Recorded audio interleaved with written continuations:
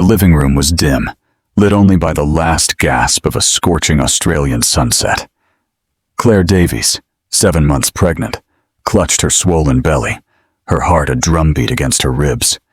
She was a silent spectator to the heavy footsteps echoing down the hallway, each one a hammer blow of dread. Daniel Miller, her husband, reeked of cheap booze and a cold, brutal rage. He stormed in, fists clenched, eyes wild with fury.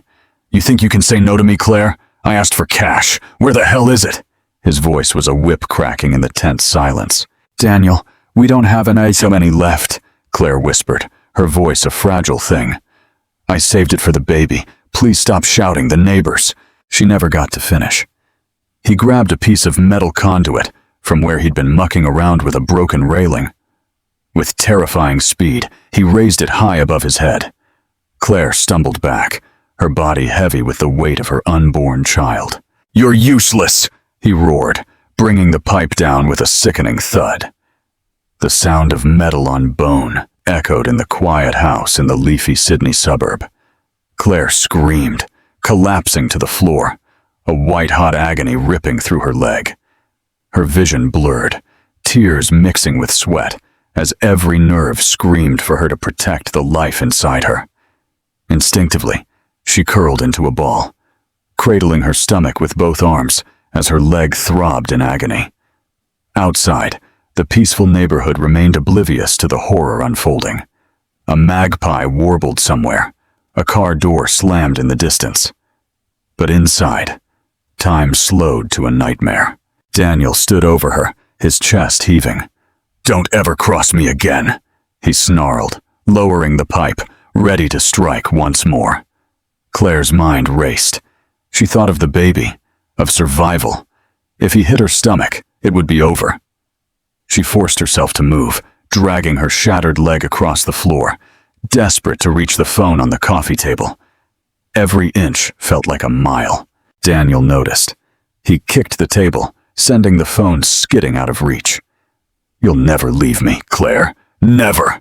he hissed, his voice dripping with poison. Claire sobbed, clutching her belly tighter, praying for a miracle. She thought of her brother, Aaron, the one person who always promised to protect her. But Aaron was far away, working his late shift as a copper. There was no one here now. Daniel raised the pipe again, his shadow falling over her trembling body. The baby shifted inside her, as if sensing the danger. Claire squeezed her eyes shut, waiting for the final blow, her lips whispering a broken plea.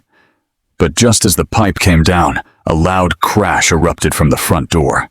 Heavy boots pounded against the hardwood floor, and a familiar voice bellowed with fury. "Get away from my sister, Daniel, or I swear to God, you're in for a nightmare of bruises and broken bones." Claire Davies once believed in love stories.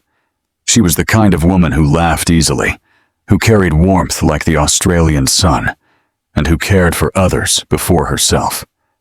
At 29, she was a dedicated nurse at a community clinic in a busy Sydney suburb, known for holding her patients' hands a little longer, listening when no one else would. Life had not been perfect, but Claire made the best of it. She grew up in a little house with her older brother, Aaron. Their father had left when they were young, so Aaron stepped in as the protector of the family. Claire admired his courage when he joined the army, and later when he returned home to serve as a police officer. For years, it was just the two of them, and their mum. Claire promised herself she would one day build the kind of stable family they never had. That dream seemed to come true the night she met Daniel Miller. He was charming then, handsome, confident, the kind of bloke who could light up a room. At a mate's barbecue, Daniel had walked right up to her, offering her a plate of snags and an easy smile. He asked about her work, her hobbies, her dreams. He made her feel seen in a way she had longed for. In the beginning, Daniel brought flowers to her clinic, waited for her after late shifts, and told her she deserved to be treated like a queen. Claire, who had always cared for others, felt overwhelmed to finally be cared for. When he proposed after a year of dating, she said yes through tears of joy, believing her life was finally falling into place. The wedding was small, but beautiful. Claire wore a lace gown her mom helped her pick, and Daniel whispered promises in her ear as they danced under fairy lights. "I'll protect you forever. You'll never have to be afraid," he had said. Claire believed every word, but promises can rot quickly. Within months of marriage, Daniel's mask slipped. The first time he raised his voice, Claire thought it was just stress. The first time he shoved her, he apologized with tears, swearing it would never happen again. She wanted to believe him, so she forgave him. Each time, the cycle repeated: anger, violence, regret, gifts, and hollow apologies. By the time Claire discovered she was pregnant, the abuse had grown worse. She hid bruises beneath long sleeves at the clinic, smiled through tears when neighbors asked how she was doing, and told Aaron everything was fine. She didn't want to burden her brother, who was already carrying the weight of protecting others every day as a police officer. But deep inside, Claire was breaking. Every night, she whispered to her unborn baby, promising she would find a way to keep them safe. She prayed Daniel would change, prayed the love she once believed in would return. Yet each morning, she woke to a harsher reality. The man she married was not her savior. He was her tormentor. And now, lying on the floor with her legs shattered, Claire knew she had been wrong all along. The Daniel who once swore to protect her had become the very monster she feared most. But what Daniel didn't know was that Claire wasn't alone anymore. Her brother had just come home. The Davies' home sat in a quiet Sydney suburb, lined with gum trees and manicured lawns. From the outside, it looked like the perfect place to raise a family. Neighbors waved to each other while mowing their lawns. Children rode bicycles in the cul-de-sac, and dogs barked behind white picket fences. On weekends, families gathered for backyard barbecues, laughter filling the air. To anyone driving past, the little beige brick house on Elmwood Drive seemed ordinary, safe, even welcoming. But behind its walls, the truth was much darker. Claire's house had become a prison. The curtains stayed drawn most of the day, keeping out both sunlight and curious glances. The flower beds she once tended with pride were overgrown with weeds. The porch light that used to shine warmly each night often stayed off, casting the house into shadows. Neighbors whispered sometimes, wondering why Claire rarely joined block parties anymore, or why Daniel's ute came and went at odd hours. Inside, the contrast was even sharper. The living room smelled faintly of stale beer and cigarette smoke. Empty VB bottles cluttered the counter, and bills stacked unopened on the kitchen table. The walls, once decorated with framed wedding photos and Claire's cheerful touch, now seemed cold. A crack in the drywall from one of Daniel's violent outbursts remained unpatched, a silent witness as to the chaos. Claire had tried to keep some normalcy. She folded baby clothes carefully in the nursery, painted the walls a soft pastel blue, and placed a rocking chair by the window. That room was her sanctuary, the only place where she could dream of a future filled with laughter and innocence. But each time Daniel stormed through the door, even the nursery felt fragile, like a bubble about to burst. The neighborhood itself added to the painful contrast. On the same street, a young couple often pushed their newborn in a stroller, their joy evident in every smile. Claire would watch from the window, one hand on her belly, and wonder if her child would ever know such peace. She longed for safety, the kind of life she thought she had chosen when she married Daniel. Instead, she found herself locked in fear, praying no one outside would hear the shouting or the crashes that echoed through the walls. Aaron knew something was wrong, though Claire kept assuring him everything was fine. As a police officer, he had seen the signs in other families: the avoidance, the excuses, the long sleeves in summer.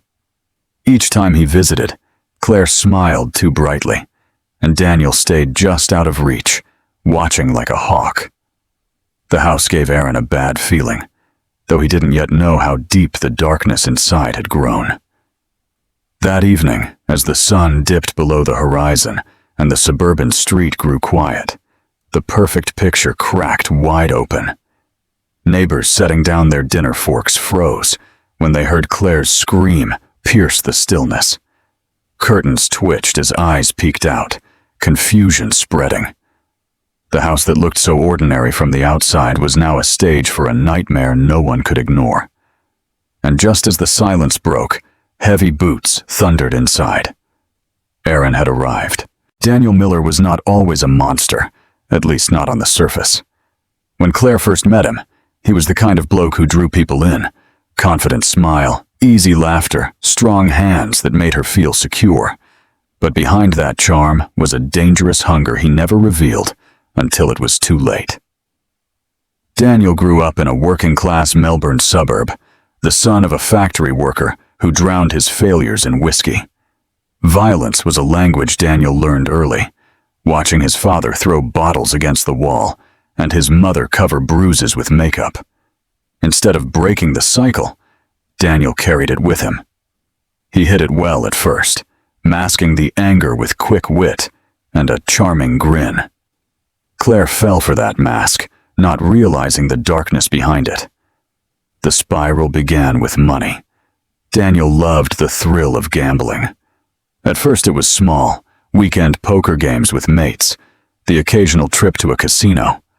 Claire thought it was harmless fun, but soon the games turned into obsession. He spent nights at underground poker houses, chasing wins that never lasted.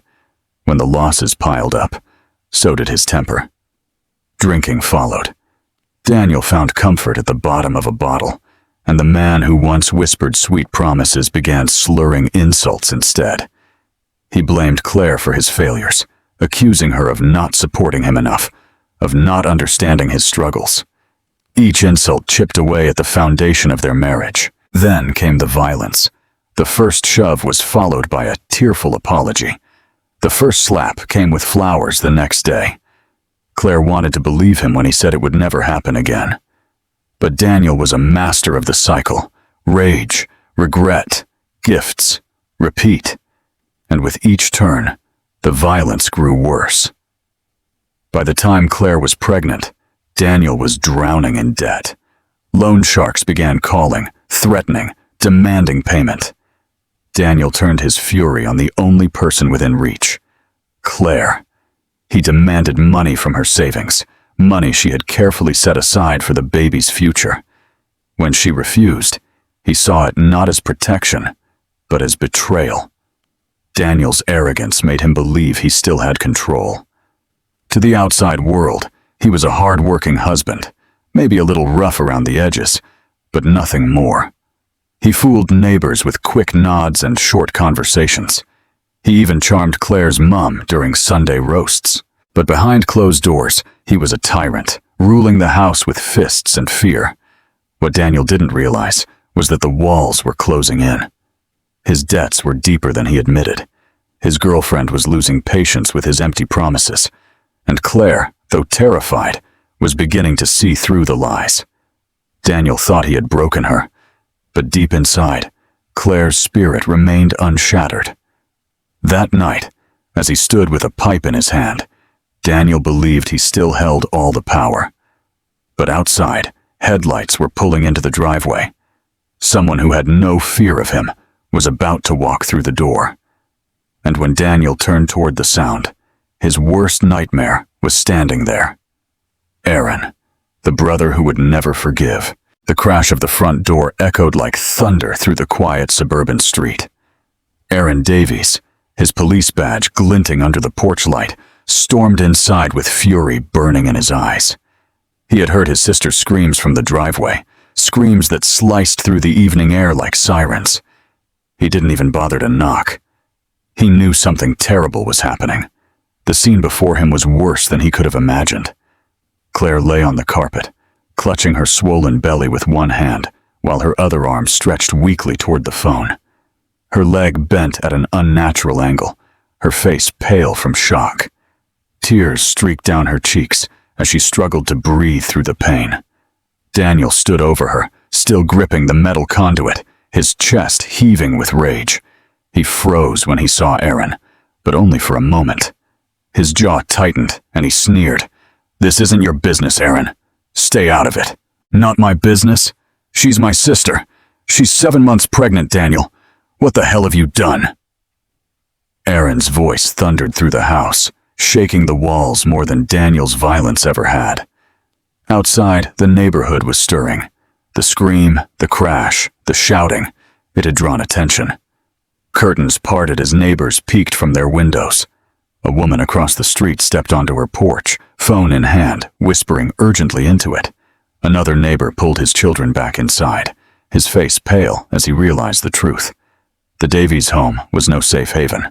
Daniel tried to regain control, his voice dripping with arrogance. "She belongs to me. She doesn't get to run to you every time she doesn't like the rules. Put your badge away and get out of my house." Aaron's hand twitched toward his holster, but he held back. He wasn't here in uniform. He was here as a brother. His eyes locked on Claire, who lay trembling, her lips mouthing words he could barely hear. "Help me." That was all he needed. Aaron lunged forward, knocking the pipe from Daniel's hand with a swift strike. The weapon clattered across the floor, landing near the doorway. Daniel stumbled back, caught off guard by the ferocity of Aaron's attack. For once, he wasn't the strongest man in the room. Claire sobbed in relief, reaching for her brother's arm as he knelt beside her. "It's okay, Maddie. I'm here now. He's not going to hurt you anymore," Aaron whispered, though his eyes never left Daniel. The neighbors outside gathered closer, their whispers turning into gasps as shadows moved behind the thin curtains. They could see everything now. Daniel's posture stiff with fury, Aaron standing tall in defense of his sister, and Claire broken on the floor. One neighbor finally said what everyone else was thinking. "Should we call the cops?" The woman on her porch answered without hesitation. "They're already on their way." Daniel's face twisted with panic for the first time. He looked at the growing crowd outside, at Aaron's unyielding stance, and at Claire's terrified but determined eyes. For once, the walls of his house weren't protecting his secrets. And as the sound of sirens wailed faintly in the distance, Daniel realized his world was about to come crashing down. The flashing red and blue lights painted the quiet street as paramedics rushed into the Davies home. Claire's sobs mixed with the wail of the siren as she was lifted carefully onto a stretcher. Her leg was twisted, her face pale, and her arms clutched her belly protectively. Aaron held her hand the entire way out, his jaw clenched, fury still boiling beneath his calm exterior. "Stay with me, Maddie. I'm right here," he whispered, trying to steady her breathing. But Claire's eyes fluttered, tears slipping down her cheeks as fear swallowed her whole. The ride to the hospital felt endless. Every bump in the road sent sharp waves of pain through Claire's leg. She kept whispering to her unborn baby, "Please stay safe. Please don't leave me," over and over like a prayer. The paramedic reassured her, checking the baby's heartbeat with quick, practiced hands. "The baby's strong. Just focus on breathing, ma'am. We'll get you there." When they arrived, the emergency room burst into motion. Nurses rushed Claire into trauma care, cutting away her blood-stained jeans, stabilizing her leg, and hooking her up to monitors. Aaron paced outside the curtain, fists clenched, every muscle in his body screaming to do more. He was a police officer, used to controlling situations, but tonight he felt helpless watching his sister in pain. Inside, Claire fought to stay awake. The bright lights, the sharp antiseptic smell, the rush of voices, it all felt distant, like she was floating away. Her mind flashed with images of Daniel's rage, the pipe coming down, the betrayal in his eyes. She wanted to scream, but her voice was gone. All she could do was cry silently as the doctors worked around her. "Her vitals are stable," one nurse said, glancing at the monitor. "The baby's heart rate looks good. We'll need x-rays on that leg." Relief should have washed over Claire, but it didn't. Instead, a crushing wave of despair hit her. She had spent months convincing herself she could endure Daniel's anger, that he would change for the baby. And now here she was, broken, humiliated, exposed in front of strangers. She felt weak, ashamed, and trapped in a nightmare with no escape. Aaron finally stepped inside, crouching beside her bed. He took her trembling hand, his eyes softer now. "You don't have to be strong anymore, Maddie. You don't have to carry this alone. I'm not letting him hurt you again." Her lips quivered as she whispered, "I should have left sooner. I thought I could fix him.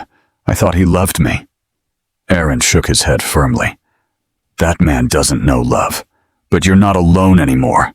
I promise you, he's gonna pay for everything he's done." Claire's tears spilled freely. She wanted to believe him, but fear lingered like a shadow. She closed her eyes, holding her stomach as the baby kicked gently, a reminder of the life she had to protect.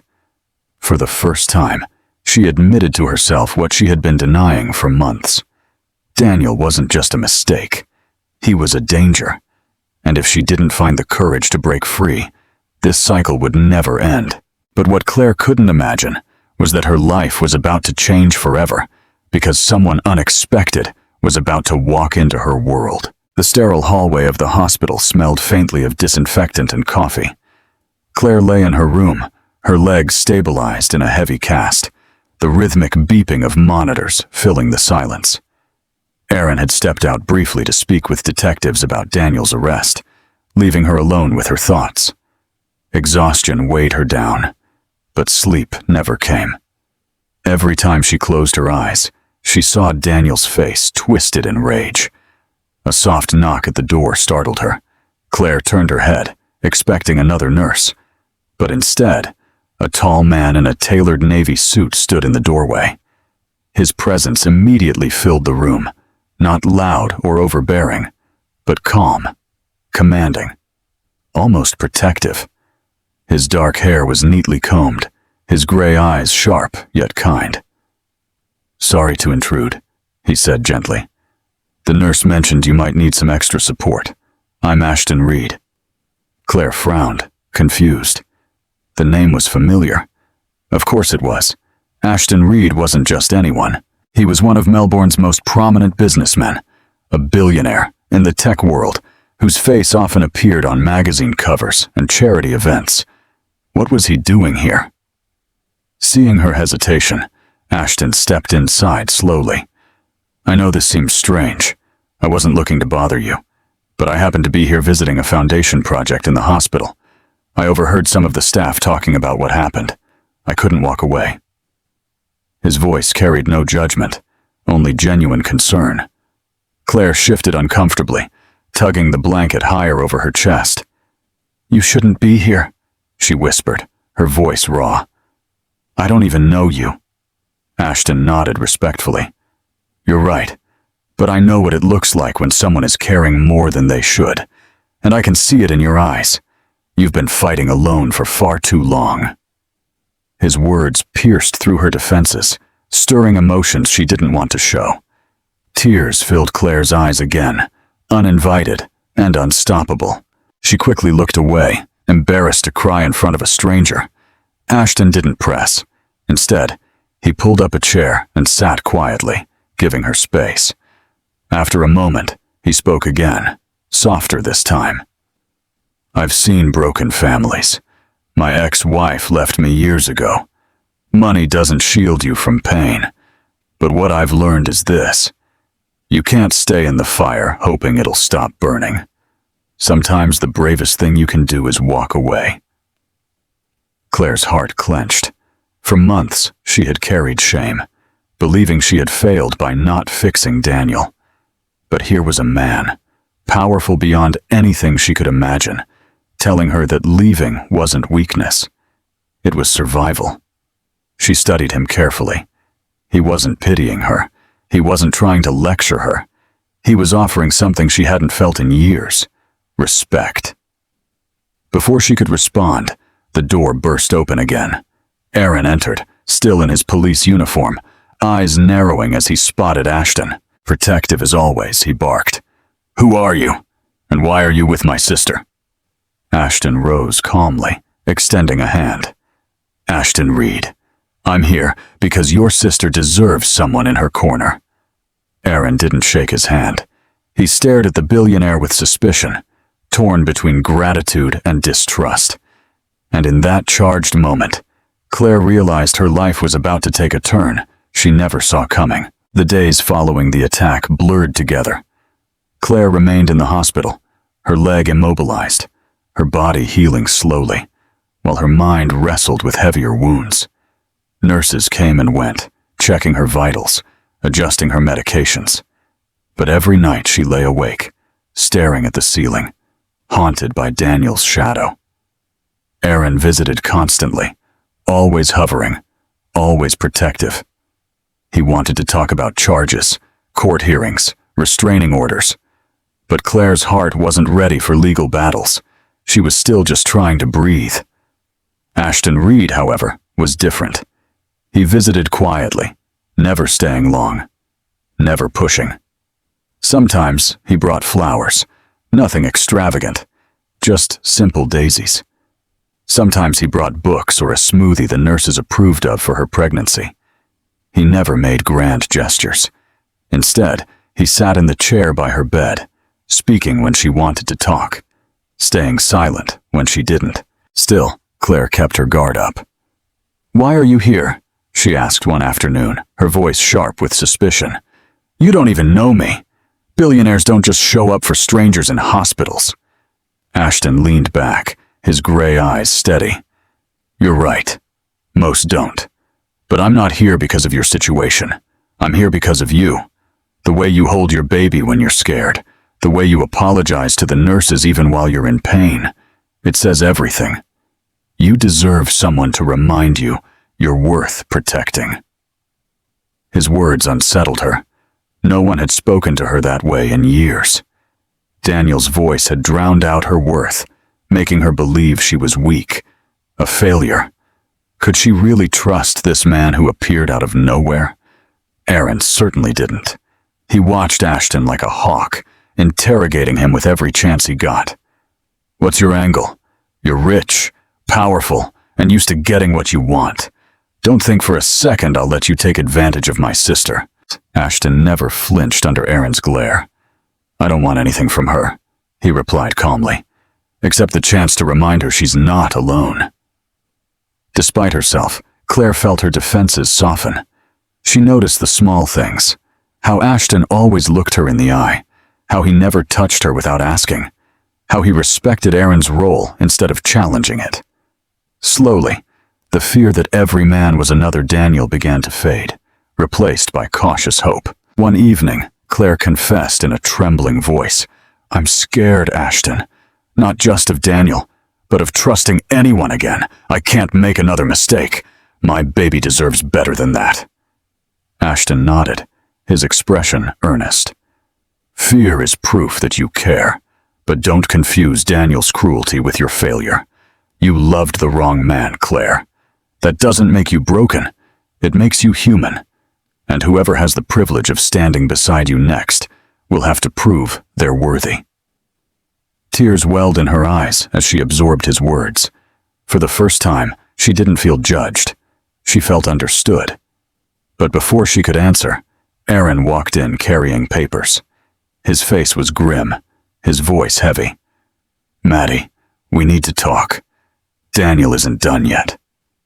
And in that moment, Claire realized her nightmare wasn't over. The fight was only beginning. Daniel Miller might have been dragged away in handcuffs that night, but prison walls didn't erase his anger. If anything, they sharpened it. From the holding cell, he made phone calls, his voice dripping with poison. To Claire, he left threatening messages before Aaron had her number changed. To his so-called mates, he demanded they keep an eye on her. Even behind bars, Daniel refused to let go of his control. Claire's days in the hospital grew tense. At first, she thought she could finally breathe, finally heal in peace. But then the letters started arriving. Sloppy handwriting, filled with rage, promising revenge. "You can't hide from me," one read. "That baby is mine. and you're nothing without me." Nurses found her trembling with the paper clenched in her hands, tears streaming down her face. Aaron exploded when he saw them. "He's taunting you. He thinks he still owns you. But I swear, Maddie, I'll make sure he never lays a finger on you again." His protective instincts went into overdrive. He spoke with prosecutors, demanded restraining orders, and stationed officers near the hospital for extra security. Still, Claire couldn't shake the fear. Daniel's shadow lingered, poisoning every quiet moment. One night, as Claire dozed lightly, her phone buzzed. The new number wasn't supposed to be known, but somehow Daniel had gotten it. His voice snarled through the speaker. "You think you can run? You think that billionaire is gonna save you? You're mine, Claire. You'll always be mine." She dropped the phone, her body shaking uncontrollably. Aaron stormed into the room seconds later, grabbing the device and barking orders into his radio. Claire curled against the pillows, whispering, "Why won't he just stop? Why won't he let me go?" Ashton appeared shortly after, his calm presence cutting through the chaos. He sat by her bed, his hand resting lightly near hers. "Bullies thrive on fear," he said gently. "Daniel knows he's losing control, so he's trying to scare you back into silence. Don't let him. You're stronger than he is." But Claire wasn't sure. Every threat pulled her back into the nightmare, convincing her she would never be free. She worried for her baby, for Aaron, even for Ashton. What if Daniel's rage reached them too? She couldn't bear the thought of dragging others into her storm. Aaron, however, refused to back down. "He crossed the line the moment he touched you," he told her firmly. "And now he's about to learn what happens when he threatens a copper's family." That night, Claire sat awake by the hospital window, staring out at the quiet city lights. Her heart longed for peace, for safety, for a future where her child would never know fear. But Daniel's voice echoed in her ears like a curse. She whispered to her unborn baby, "I won't let him win. Not this time." What Claire didn't know was that Daniel's desperation was about to push him into an even darker plan, one that could put everyone she loved in danger. Daniel Miller had always believed he could control people with charm and intimidation. That belief extended beyond Claire. For months he had been entangled with another woman, a flight attendant named Jessica. She was younger, glamorous, and eager for the lifestyle Daniel promised her. To Jessica, Daniel was the man who whispered dreams of luxury, a man who swore he would leave his boring wife and start a new life together. But Jessica was not stupid. She had seen Daniel's temper, the reckless gambling, the desperate phone calls to cover his debts. When news spread that Daniel had been arrested for assaulting his pregnant wife, Jessica's illusion shattered. She realized she wasn't the chosen one. She was just another pawn. At first, Jessica ignored his calls from jail, but Daniel was relentless. "Jessica, baby, don't turn your back on me," he begged over the phone. "You're all I've got. I'll get out of this, I swear. Just get me some cash. Hire me a lawyer. We'll run away together." Jessica rolled her eyes, twirling a strand of her blonde hair as she listened. "Daniel, you promised me yachts and diamonds. All I've gotten is cheap dinners and excuses. Now you're in jail, and the whole city knows you broke your wife's leg while she's carrying your child. Do you really think I want to be tied to that?" His tone shifted from pleading to threatening. "Don't forget what you owe me, Jessica. You think you can just walk away? You're mine, just like Claire." That was his mistake. Jessica hated being controlled, and Daniel's arrogance was the final straw. If he thought he could scare her into loyalty, he was dead wrong. The next day, Jessica made a bold move. She reached out to Aaron Davies. Meeting him in a quiet cafe near the courthouse, she slid into the booth opposite him, oversized sunglasses covering her face. Aaron, suspicious but curious, leaned forward. "Why are you here?" Jessica smirked. "Because I'm done with Daniel, and I think you'll want to know what I know." She spilled everything. Daniel's gambling debts, the hidden bank accounts, his violent rants about Claire, even his plan to run away with stolen money once he bled Claire dry. Aaron listened carefully, his jaw tightening with every word. The more Jessica revealed, the clearer the picture became. Daniel wasn't just abusive. He was dangerous on a level Claire hadn't even realized. When Aaron told Claire later that night, her heart shattered all over again. She had clung to the belief that somewhere, deep down, Daniel once loved her. But Jessica's words stripped that illusion away. Daniel never loved her. He had only ever loved control, money, and his own ego. Claire wept in Aaron's arms, whispering, "How could I have been so blind? He wasn't just cruel, he was planning to throw us away." Aaron held her close, his voice firm. "You're not blind, Maddie. You're human. But now we know the truth. And with this truth, we can finally destroy him." What none of them knew, however, was that Daniel had already guessed Jessica's betrayal, and he was plotting his revenge from inside his cell. The walls of the jail were gray and unforgiving, but the storm inside Daniel Miller was darker than any cell. He paced like a caged animal, fists clenching and unclenching, his mind spiraling with rage. Losing control was something Daniel never tolerated. Yet here he was, stripped of power, humiliated, and abandoned. Every night he replayed the scene in his head. Claire screaming, Aaron barging in, the flashing red and blue lights. He remembered the neighbor's eyes staring at him as the police shoved him into the back of the cruiser. Shame boiled into fury. "She betrayed me," he muttered under his breath, his voice low and venomous. "She thinks she can walk away? Not a chance." At first, Daniel convinced himself it was temporary. He would get out, smooth-talk the court, maybe even intimidate Claire into dropping charges. But reality hit hard when his lawyer visited. "The evidence against you is solid," the lawyer said bluntly. "Your wife's injuries, the neighbor's testimonies, your prior record of disorderly conduct. It doesn't look good." Daniel slammed his fist against the table, making the lawyer flinch. "I'm not going down for this. She's my wife. She belongs to me." The lawyer gathered his papers, unimpressed. "She's not yours anymore, and if you keep acting like this, the jury will eat you alive." The words cut deeper than Daniel expected. For the first time, he realized people weren't afraid of him anymore. His charm, his intimidation, it all crumbled within these concrete walls.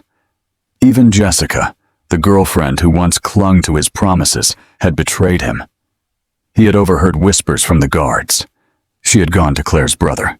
Daniel's stomach twisted with rage. In the cafeteria, other inmates mocked him. "A tough guy who beats pregnant women? Real brave, Miller," one sneered. Daniel lunged at him, but guards dragged him back before fists could fly. His reputation, once built on fear, had turned into ridicule. He was no longer the predator.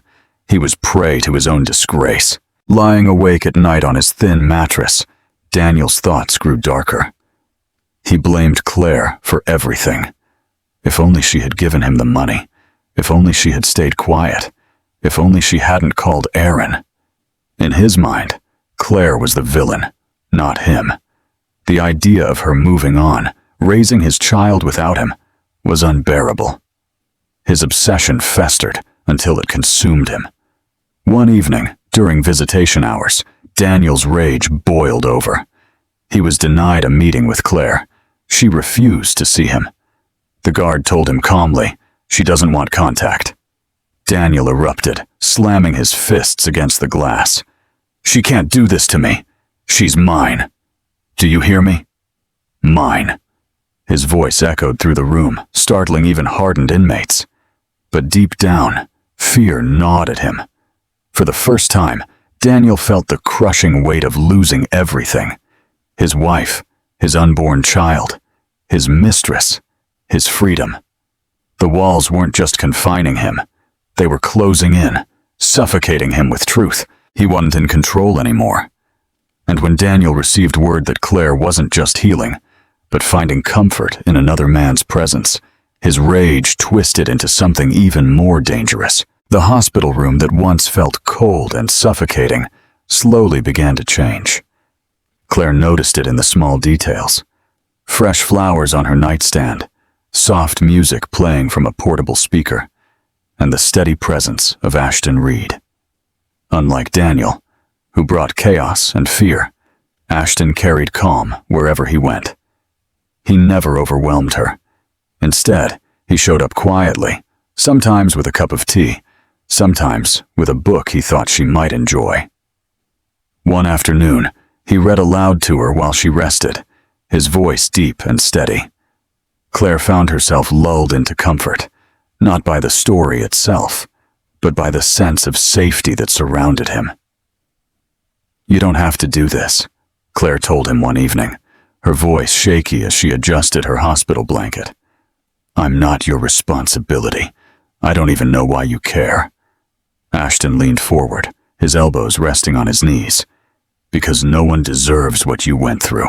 And because I see strength in you, Claire, even when you don't see it yourself. Sometimes people just need someone to stand beside them while they heal."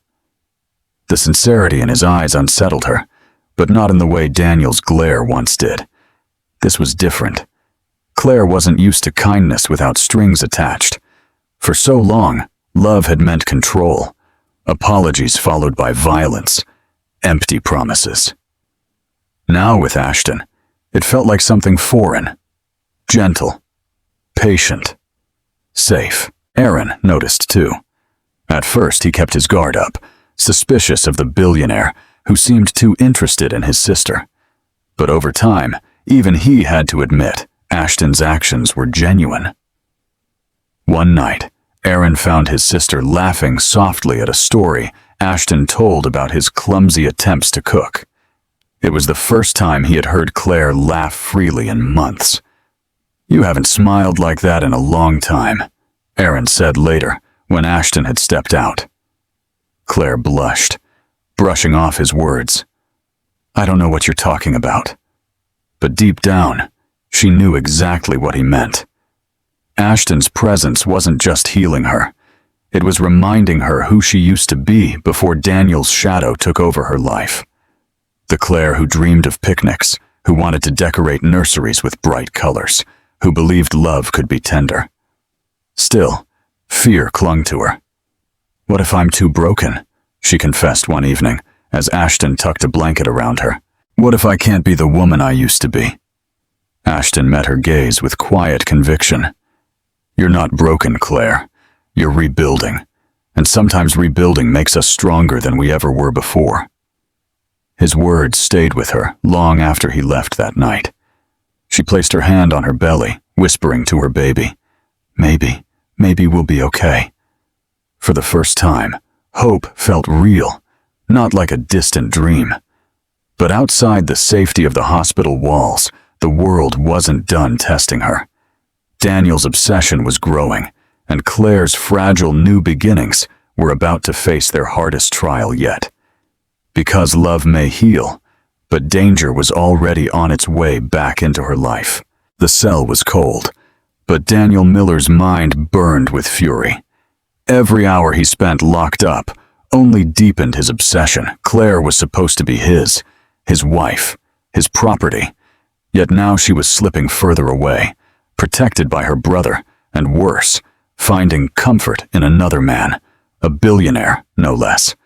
Daniel's pride couldn't handle it. The image of Claire smiling at someone else gnawed at him like acid. "She thinks she's safe," he muttered under his breath, pacing the narrow floor of his cell. "She thinks I'm finished, but she has no idea who she's dealing with." Word traveled fast in prison. Daniel learned quickly how to buy favors. A cigarette here, a promise of cash there. Every debt he owed on the outside became leverage inside. He used what little influence he had left to gather information, to send messages beyond the walls.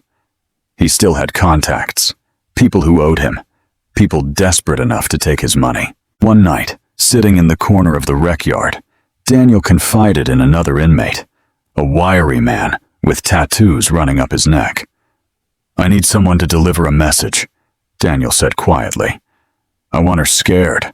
I want her looking over her shoulder every second." The man smirked. "That'll cost you, but fear's easy to deliver." Daniel grinned, though his eyes were wild. "Money's not a problem, not yet." He still had hidden accounts, scraps of cash Jessica hadn't discovered. Enough to buy trouble, enough to make Claire feel his grip, even from behind bars. Meanwhile, his phone calls to Jessica grew venomous. She had betrayed him, sold him out to Aaron, but Daniel wasn't ready to let her go either. He threatened her, promised consequences. "If you think you can walk away, you're dead wrong. I'll drag you down with me." Jessica laughed bitterly during one call. You're finished, Daniel. Claire's stronger than you ever gave her credit for, and she's got people who actually care about her now. You'll rot in there, and no one will remember your name." Her words cut, but they also fueled his obsession. Daniel wasn't going to be forgotten. He'd make sure of it. At night, he lay awake on his thin mattress, replaying his plans. Maybe he couldn't walk out of prison, but he could still strike fear. If Claire thought she could rebuild her life, if she thought she could move on with Ashton Reed, Daniel would remind her that he was always lurking, always waiting. He whispered into the darkness, "She'll never escape me. Not Claire. Not the baby. Not ever." And as he plotted, Daniel's rage twisted into something more dangerous than before. This wasn't about love anymore. It was about destruction. And soon, Claire would discover that Daniel's reach extended far beyond prison walls. The hospital had become a strange kind of cocoon for Claire Davies. She was healing physically, her legs still heavy in a cast. But emotionally, the scars ran deeper. Every time the door opened, her body tensed, half expecting Daniel's shadow to fall across the floor. Fear had a way of lingering, even when walls and police guards stood between her and danger. Yet amid the fear, Ashton Reed remained a constant presence. He never tried to erase her pain with empty promises. Instead, he listened, showing patience Claire hadn't experienced in years. Sometimes they sat together in silence, the weight of unspoken words heavier than any conversation. Other times, Ashton would share stories of his past, his failed marriage, his long nights of loneliness despite wealth and success. One evening, Claire finally spoke truth she had been holding in for too long. "I used to think I was strong," she confessed, her voice trembling. "But Daniel, he took everything from me, my confidence, my laughter, even the way I see myself. I don't know if I'll ever be the same." Ashton's gaze softened, his voice steady. "You don't need to be the same, Claire. You need to be free, free to rebuild, to find joy again. What Daniel did to you doesn't define who you are. He tried to break you, but here you are, still standing. That's strength." Tears slipped down Claire's cheeks, but for the first time, they weren't tears of despair. They were tears of release. She placed her hand over her belly, whispering, "I just want this child to know love. Not fear, not pain, just love." Ashton leaned closer, his tone almost a vow. "Then that's exactly what your child will know. I'll make sure of it."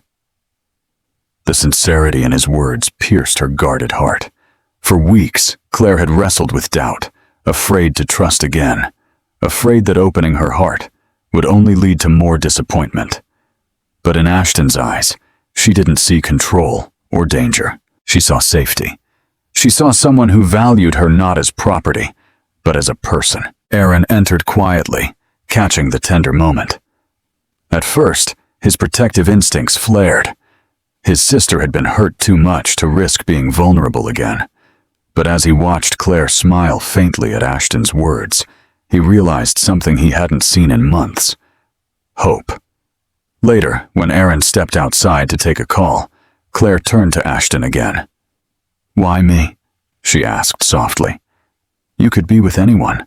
Someone whole. Someone who isn't broken. Ashton reached out, carefully brushing a tear from her cheek. Because you're not broken. You're brave.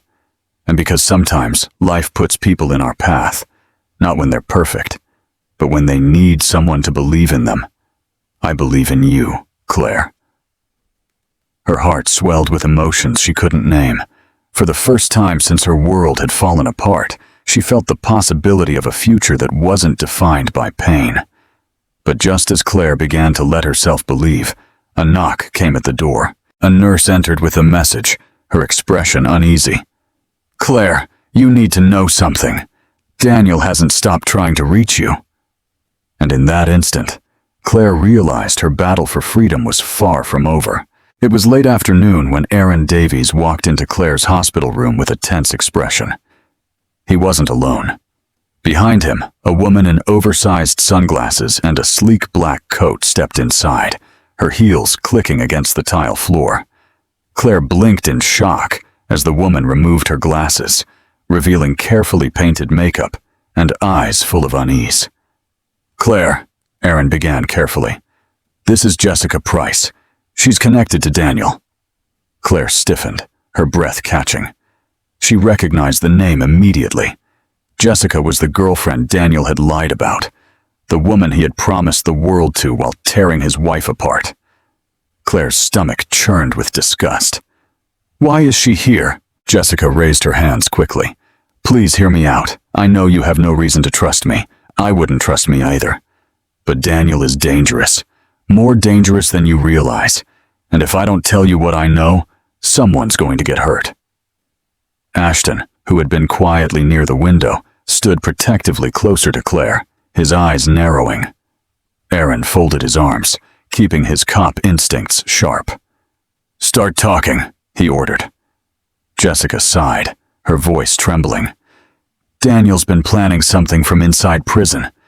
He has people on the outside, blokes who owe him favors, blokes who'll do anything for cash. He's been paying them through accounts I helped set up. I thought it was just about hiding gambling money, but it's worse. He's talking about revenge. He wants to scare Claire, ruin her life, even if he can't touch her himself. Claire felt the air leave her lungs. She had feared Daniel's threats, but hearing Jessica confirm them made the danger terrifyingly real. Her hand instinctively went to her belly, as if shielding her unborn child. Aaron's jaw tightened. Do you have proof? Jessica nodded and slid a flash drive across the table. Bank records, emails, even recorded calls. I kept them. Insurance in case Daniel ever turned on me.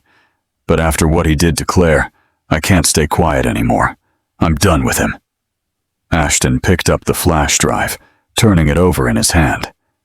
If this is real, it could bury Daniel. He won't just sit in prison. He'll stay there for a very long time. Jessica nodded firmly. It's real, and he deserves every second of it. For the first time, Claire looked at Jessica not just as the woman who had shared Daniel's bed, but as someone who had also been manipulated, deceived, used. Different roles in the same nightmare. I don't forgive you, Claire said quietly, her voice steady despite the tremor in her chest. But if you're truly helping, then maybe something good can finally come out of all this. Jessica lowered her gaze, ashamed. I don't expect forgiveness. I just don't want him to destroy you the way he almost destroyed me. But what none of them realized was that Daniel already suspected Jessica's betrayal, and he was preparing to make her pay the ultimate price. News traveled quickly through the jail. Daniel Miller had ways of finding out things he wasn't supposed to know. Guards whispered. Inmates traded information like currency. And when word reached him that Jessica Price had been seen meeting with Aaron Davies, Daniel's blood boiled like lava. He slammed his fists against the cold metal table in the rec room, drawing stares from other inmates. That ungrateful little traitor, he growled. I gave her everything and she dares to run to them. Daniel's cellmate, a wiry man with scars across his knuckles, smirked. What did you expect? Loyalty? She's playing survival, same as everyone else. You can't control her from in here." Daniel's eyes narrowed, his voice dropping into a dangerous whisper. "Watch me." That night, he used his one phone call. Jessica picked up on the third ring, her voice wary. "Daniel, you shouldn't be calling me." Daniel's tone was venomous. "You met with Aaron. Don't lie to me, Jessica. Do you think I don't know? Do you think I won't find out what you've done?" There was a pause on the other end before Jessica answered, her voice shaking but firm. "I'm done being your puppet. You're toxic, Daniel. You nearly killed your wife, and now you want to drag everyone else down with you. I'm not part of this anymore." She hung up before he could say more, but the damage was done. Daniel's rage had crystallized into a plan. If Claire thought she had allies now, he would tear them away one by one, starting with Jessica. Back in his cell, Daniel scribbled notes furiously, passing them discreetly to an inmate with outside connections. "I want her scared," Daniel ordered. "I don't care how. A break-in, a threat, a warning. Make her regret ever crossing me." The inmate pocketed the note, nodding slowly. "It'll cost you." Daniel smirked, his voice dripping with arrogance. "Money's not the problem. She is." Meanwhile, Jessica couldn't shake the chill of Daniel's words. Though she had handed Aaron the flash drive, she knew Daniel wouldn't let betrayal slide. Every time her phone buzzed, every shadow outside her apartment, her heart leapt in terror. She had thought speaking out would free her, but instead, it felt like she had painted a target on her back. Aaron noticed her fear when she came to the precinct the next day. "He called you, didn't he?" Jessica nodded, her hands trembling. "He knows everything. He won't stop until someone gets hurt." Aaron's jaw tightened. "Then we'll make sure it isn't you or my sister." But Daniel was patient. Rage gave him focus, and focus gave him power. From the darkness of his cell, he whispered a vow to himself, a vow that sent chills even through hardened criminals nearby. "If Claire thinks she can rebuild her life, I'll burn it all down first." The hospital stay was finally over. Claire was released into Aaron's protective care, but she wasn't going back to the little house on Elmwood Drive. That place held too many ghosts, too many memories of pain. Instead, Ashton Reed offered a solution. His estate on the edge of Melbourne, a sprawling property with high walls, security gates, and peace Claire hadn't known in years. At first, she hesitated. Moving into the home of a billionaire felt overwhelming, like stepping into someone else's world. But when Ashton showed her the nursery he had quietly arranged, a soft pastel room filled with sunlight, rocking chairs and bookshelves, her heart cracked open. For once, the future didn't feel like a nightmare. It felt like possibility. Days melted into a routine that slowly healed her spirit. Claire sat in the garden with a cup of tea, Ashton beside her, both of them watching the koi fish glide across the pond. Sometimes they spoke of simple things, favorite movies, childhood memories, silly mistakes. Other times, silence said everything. Claire found herself laughing again, her laughter light and unguarded. One evening, as the Aussie sky turned pink and gold, Claire whispered, "I don't remember the last time I felt safe like this." Ashton looked at her, his expression soft. "Safety isn't a luxury, Claire. It's what you deserve. You and your baby." Her hand instinctively went to her belly, feeling the gentle kick. "I want this child to grow up surrounded by love, not fear. I want them to know they're cherished." Ashton reached over, carefully taking her hand. "Then let's build that together." His words stirred something deep within her. It wasn't the dizzying infatuation she had once felt with Daniel. This was steadier, stronger, rooted in respect and care. For the first time, Claire allowed herself to imagine a future where she wasn't just surviving, she was living. Aaron noticed the change too. Watching his sister smile again filled him with relief. Still, His instincts as a copper and as a brother kept him on edge.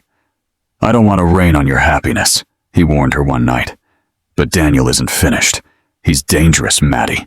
Promise me you'll stay cautious." Claire nodded, though fear flickered in her eyes. She knew Aaron was right. Daniel's threats haunted her still, lurking like shadows at the edge of every joy. That night, as Claire prepared for bed, she stood by the window, gazing at the peaceful estate. Ashton's home was quiet, the gardens lit softly by lanterns, the world finally at rest. She whispered to her unborn baby, "Maybe this is where we'll find our forever." But as she drifted to sleep, her dreams weren't entirely peaceful. Daniel's face appeared in flashes, his voice, his rage, his vow to never let her go. And while Claire embraced hope for the first time in years, Daniel was already putting his plan into motion to shatter it all. The concrete walls of the jail might have held Daniel Miller's body, but his mind clawed for freedom. He refused to accept that Claire was slipping away, that she was building a new life with another man. Each night he lay awake, the image of Claire smiling at Ashton Reed burning into his thoughts. Obsession was his fuel, and revenge was the only destination. Daniel knew he couldn't act alone, but outside those walls he still had influence. He had debts owed, favors to call in, and desperate men willing to do anything for quick cash. All he needed was one willing hand. That hand came in the form of Ricky Thomas, a petty criminal with a rap sheet longer than his arm. Ricky had once played cards with Daniel in underground games, losing far more than he could afford. Daniel had covered his debts back then, not out of kindness, but to own him later. Now, later had arrived. Daniel leaned across the visitation glass, his voice low but sharp. "Ricky, I need you to do something for me. My wife, she's shacked up with some billionaire, living in his mansion like she's free. I want her reminded that she's not, that she'll never be." Ricky shifted uncomfortably. "You're asking for heat, Daniel. That's a cop's sister. Messing with her is suicide." Daniel's eyes narrowed, his tone turning icy. "You owe me, Ricky. Don't forget who saved your skin when those loan sharks were ready to bury you. You think you'd be breathing right now if it wasn't for me?" Ricky swallowed hard. Daniel had a way of twisting the knife. "What do you want me to do?" Daniel's lips curled into a sinister smile. "Simple. Watch her. Make her nervous. A broken window, a slashed tire, a note where she'll find it. Nothing big yet. Just enough so she knows I'm still out here, even if I'm locked up. And if that billionaire gets in the way, remind him money can't protect everything." Ricky nodded reluctantly. Fear and debt chained him tighter than bars ever could. Back at Ashton's estate, Claire was finally starting to feel like she could breathe again. She spent afternoons in the garden, evenings reading in the nursery, her brother and Ashton always nearby. But late one night, when Aaron went to his car, he noticed something that made his blood run cold, a jagged slash across one of the tires. His instincts screamed danger. He searched the grounds, flashlight scanning the shadows. That's when he found it, an envelope tucked beneath the windscreen wiper. Inside was a note scrawled in Daniel's messy handwriting. "You can hide behind walls, but walls fall. I'm still watching." Aaron's jaw clenched. He stormed inside, showing the note to Claire and Ashton. Claire's face went pale, her hands instinctively wrapping around her belly. Ashton's eyes hardened, his protective resolve stronger than ever. "This ends now," Aaron growled. "Daniel may think he still controls you, Maddie, but he just made the biggest mistake of his life." And because Daniel didn't realize his threats had only united Claire, Aaron, and Ashton into a force stronger than he ever imagined. Jessica Price had tried to move on after handing Aaron the flash drive. She thought exposing Daniel's secrets would free her from his grip, but freedom came with fear. Every time she walked down a dim street, every time a car slowed near her apartment, she felt his shadow pressing close. Daniel might be behind bars, but his rage traveled far beyond prison walls. Her fears weren't paranoia. Daniel had already issued Ricky Thomas his next command. "She betrayed me," Daniel snarled during a whispered call from the prison phones. "She ran to Claire and that cop brother. She thinks she's clever. I want her to learn what happens to traitors." Ricky hesitated. "Daniel, she's not part of this anymore. Maybe let it go. Focus on your wife." Daniel slammed his fist against the glass, his eyes burning with hate. "Don't tell me what to do. Jessica's mine to deal with. Make her pay." And so Ricky obeyed. That night, Jessica returned home to find her apartment door slightly ajar. Panic surged through her chest. She had locked it that morning. She was sure of it. Slowly, she pushed it open. The lights were off, but on the kitchen counter lay a single red rose. Attached to it was a note written in Daniel's scrawl. "Betrayal has a price."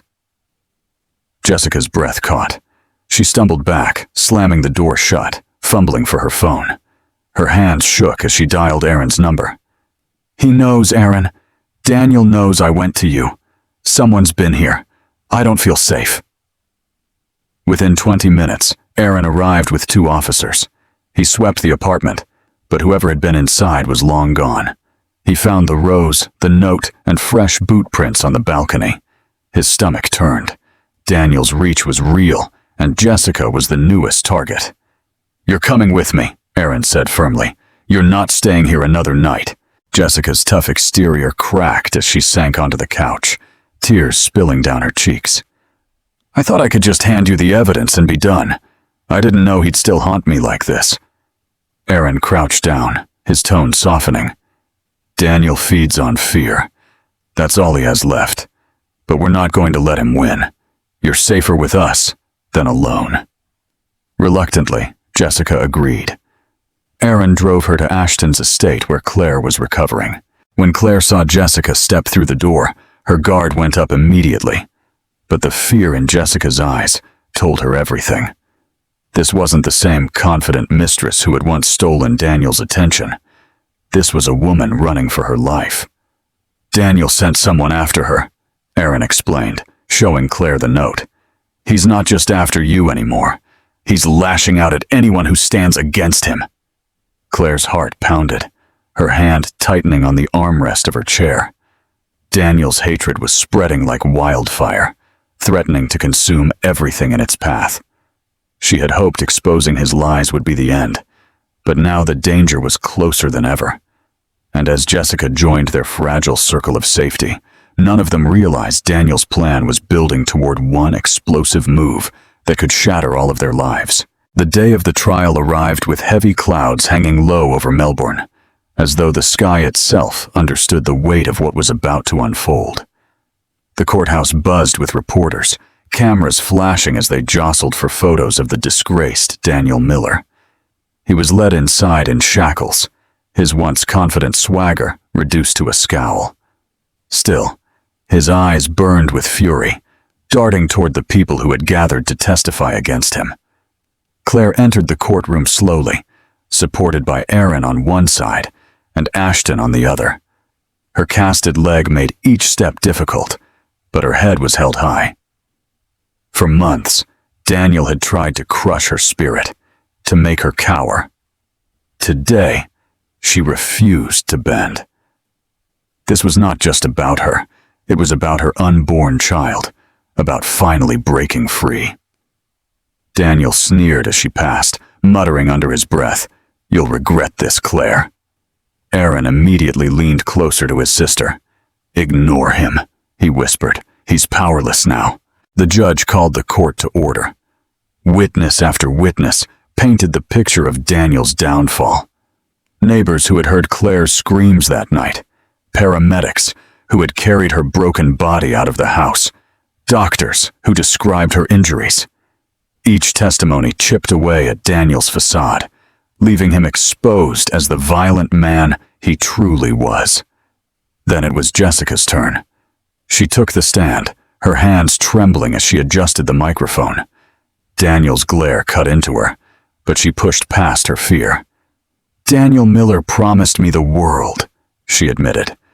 But behind closed doors, he was reckless, violent, obsessed with control.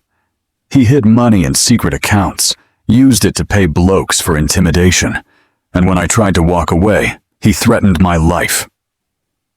The courtroom gasped as Jessica revealed the red rose and the note Daniel had left for her. The prosecutor held up the evidence, the scrawled handwriting undeniable. Daniel shifted in his seat, his face contorted with rage. Finally, Claire was called to testify. As she took the stand, the room fell silent. Her voice shook at first, but grew stronger with every word. I believed Daniel when he said he loved me. I forgave him when he hurt me. I thought if I stayed, I could change him.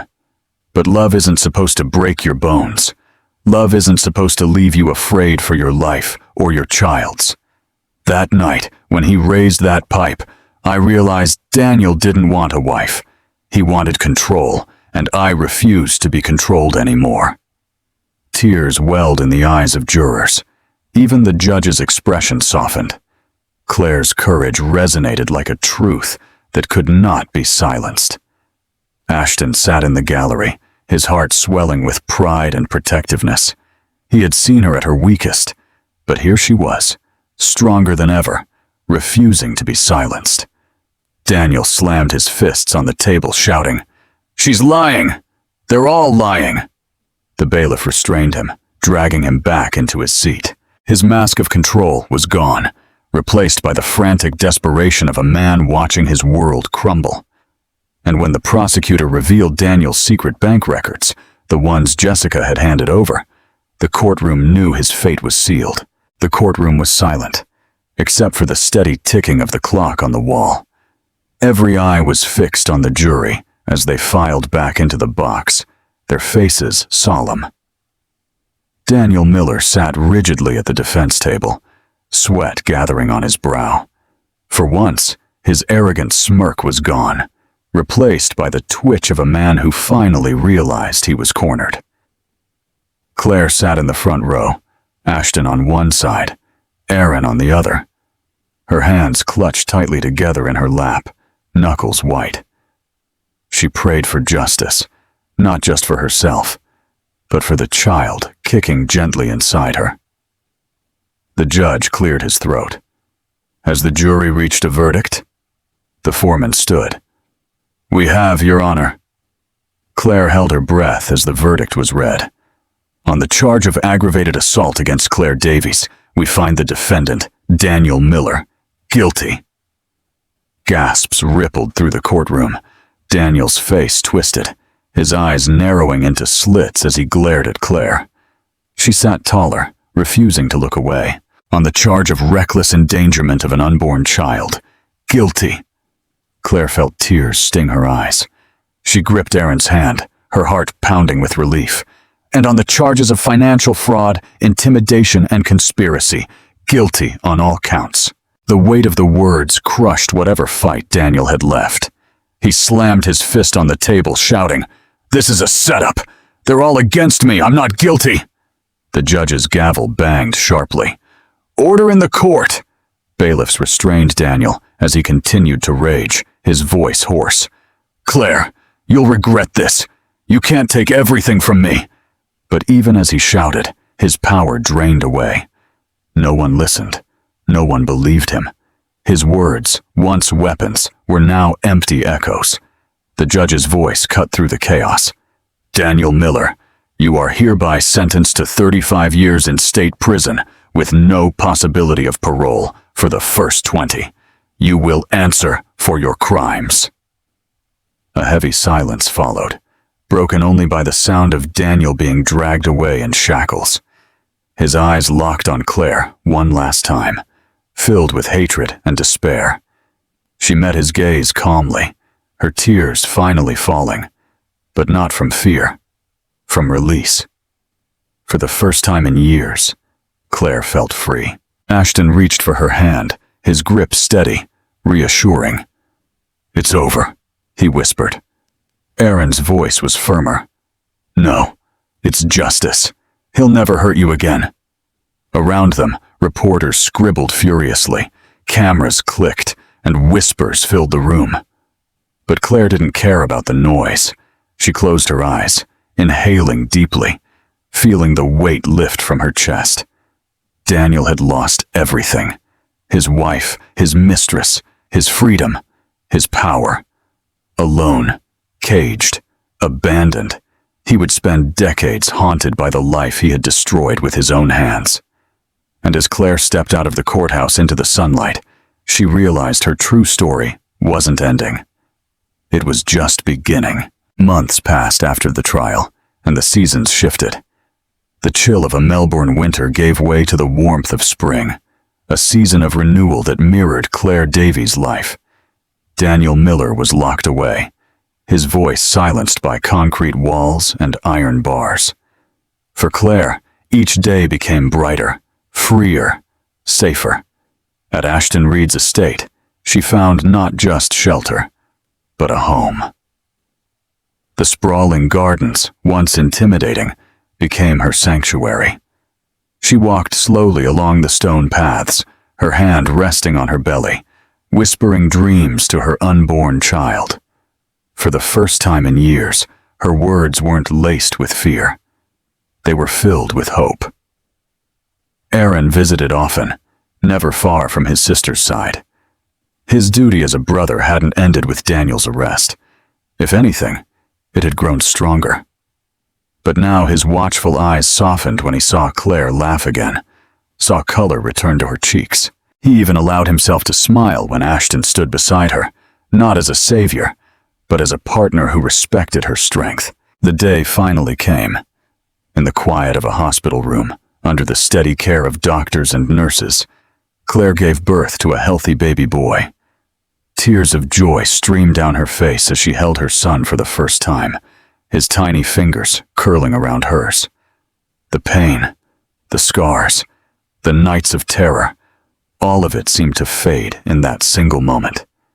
Aaron stood at the window, wiping at his eyes when he thought no one was looking. Ashton stayed close, his hand resting gently on Claire's shoulder, his eyes filled with awe as he gazed at the baby. "He's perfect," Ashton whispered. Claire smiled through tears. "He's free. That's all I ever wanted for him." In the weeks that followed, life blossomed in ways Claire had never dared imagine. The nursery Ashton had prepared came alive with soft lullabies, colorful mobiles, and the gentle creak of the rocking chair. Claire would sit there at night, her baby nestled in her arms, watching the stars through the wide windows.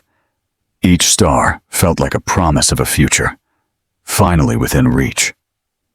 Ashton's role grew naturally, not forced, not rushed. He was patient, kind, and steady, a man who showed love, not with grand declarations, but with daily actions. He changed nappies, sang lullabies off-key, and held Claire's hand during sleepless nights. Slowly, love bloomed between them, a love built not on control or fear, but on respect and devotion. Daniel faded into the past, a shadow locked away where he could harm no one. His mistress had disappeared from the spotlight, and his name became a cautionary tale whispered in hushed tones. Meanwhile, Claire's name became synonymous with strength. Standing in the garden one sunny afternoon, Claire watched her son giggle in Ashton's arms while Aaron teased him with a toy badge. Her heart swelled. She had walked through fire, but she had not been consumed. She had rebuilt, not just for herself, but for her child. And as Claire whispered to her baby, "We are safe, we are loved, and we are free," she finally believed it, with every fiber of her being. All right, my friend, so the story has come full circle.